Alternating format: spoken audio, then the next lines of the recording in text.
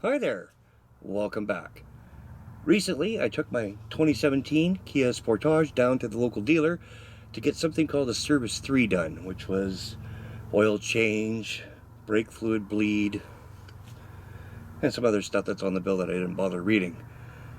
The promotion was if you spent over $200 you got a nice little DVR for your car. Ooh, ah.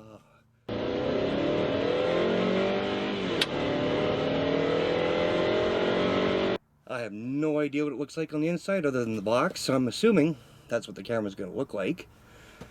And we'll read some of the box before we get around to installing it. I'll try and record some footage and show you if it was worth the nothing I paid.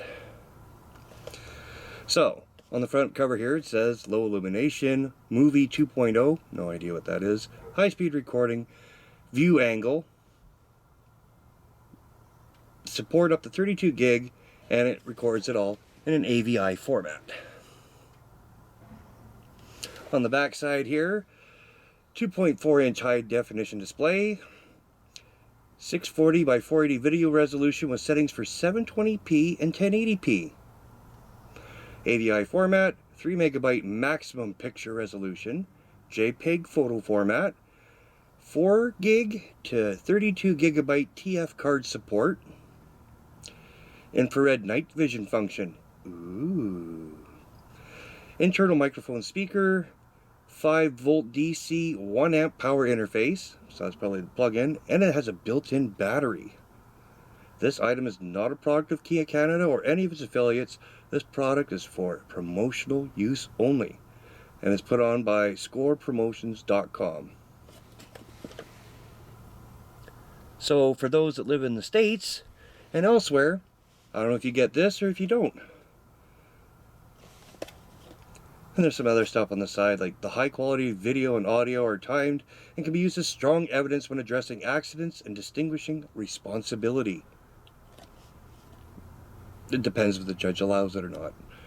This product is also a functional assistant in your own personal private security. The DVR can capture clear videos for owners looking to monitor their cars, such as professionals in the area of police work, journalism, law, taxi driving, etc. The DVR can also be used to capture scenery and the landscape around you while driving. As a result, this device can be used to capture memories while traveling. Aww. Well, let's get into it, eh? Child-proof. So I need somebody under the age of like 30 to open this. And right on the top is the actual thing itself. So what do we got going on here? So a nice little envelope here. Oh, there's the Kia branded camera, just like the box said it would be. And the little 4-inch display is obviously this on the back. There's a menu button,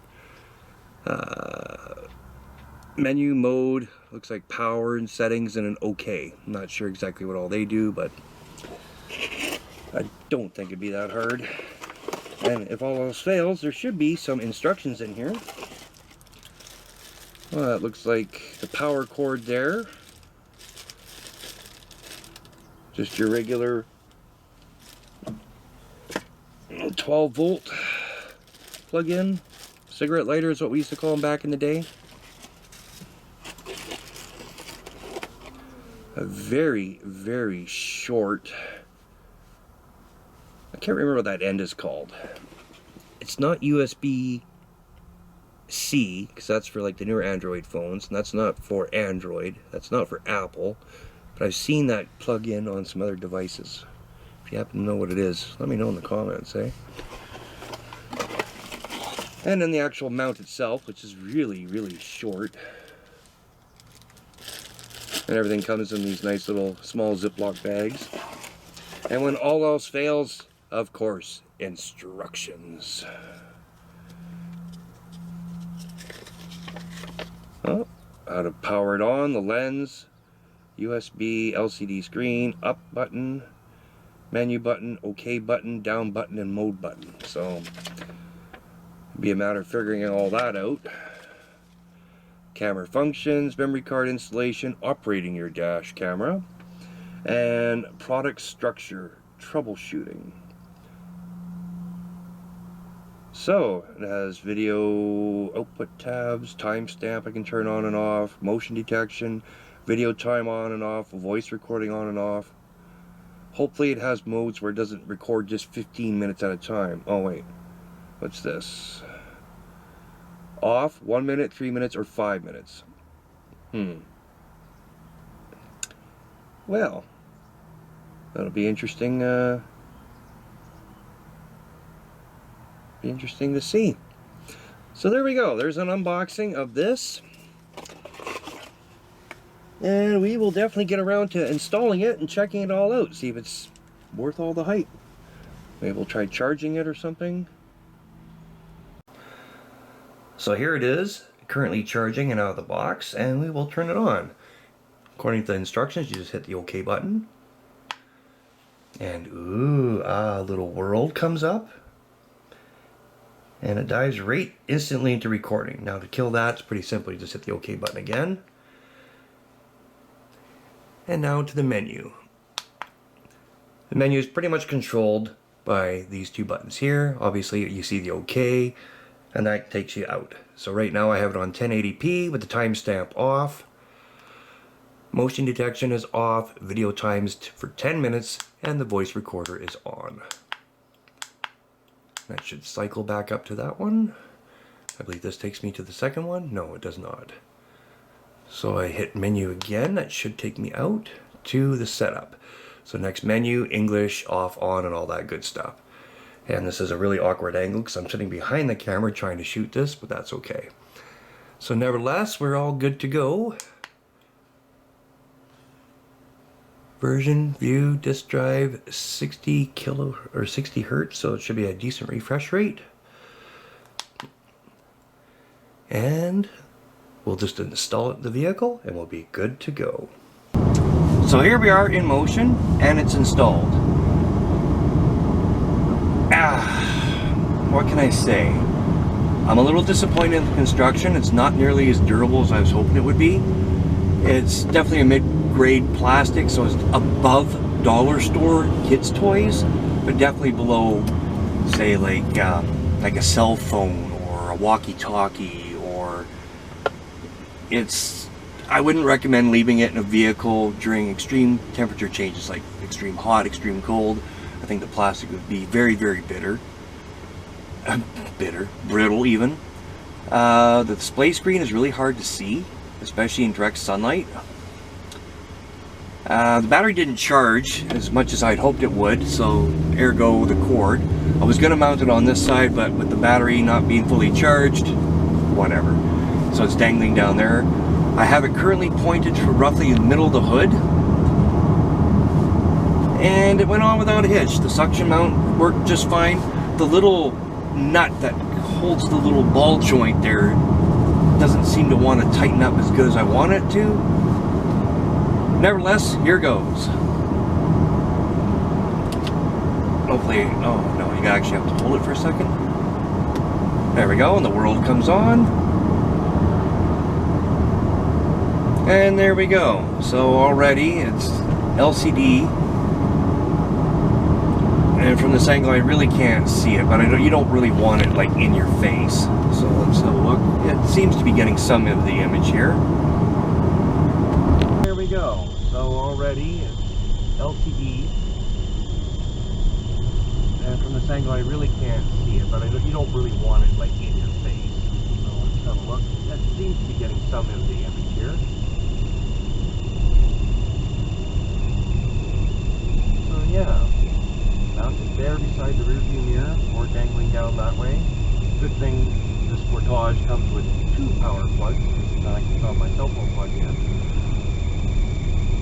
And we're going down the road. Currently we're doing 70 in a 50 zone. All good, all good.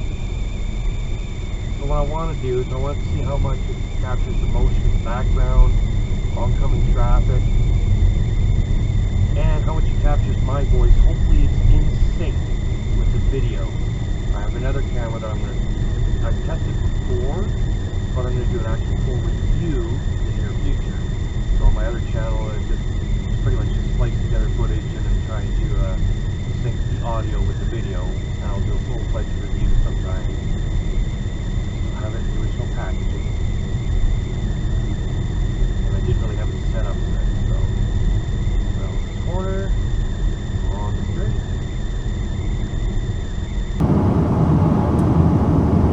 Asking me to do 30. So remember, traffic circles, if your steering wheel's on this side, you left in and right out. Goodbye, it says. And we'll go around this traffic circle like this. Oh, thank you, white GMC. And right out. And there we have it. So, hopefully when I'm done this little drive, I'll get home, I'll plug that into the old laptop, and we'll have a look to see how good that footage is in.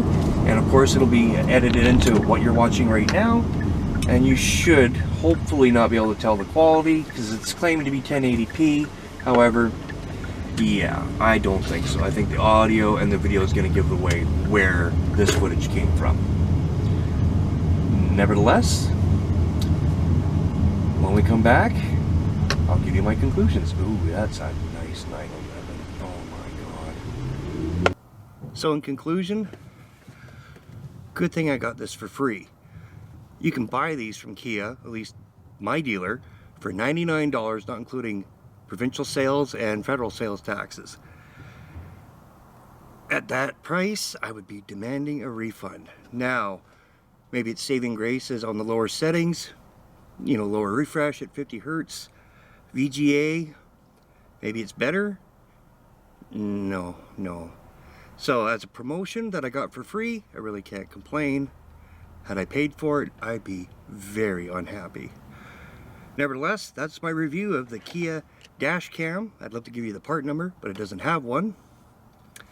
But I have a picture of it on my blog, and obviously it's the title screen for this, so you know what to look for and what to avoid. Like, subscribe, comment. Until next time, take care.